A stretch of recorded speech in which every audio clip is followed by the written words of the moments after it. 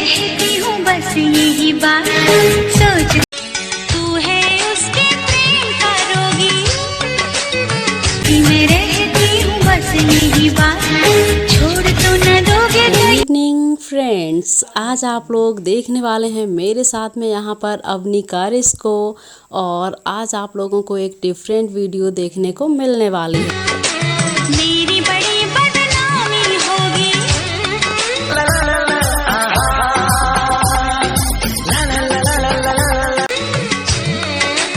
उसका मत बन जाना जोगी। वैसे हम लोग इनके डांस के तो दीवाने हैं ही, लेकिन आज आप लोग देख रहे हैं इनके फुल ऑफ फेस एक्सप्रेशंस को। बस यही बात, छोड़ तो न दोगे कहीं तुम भी। दोस्तों, कितना एंजॉय किया है आप लोगों ने आज की इस वीडियो को, अपने कमेंट्स में ज़रूर बताइएगा।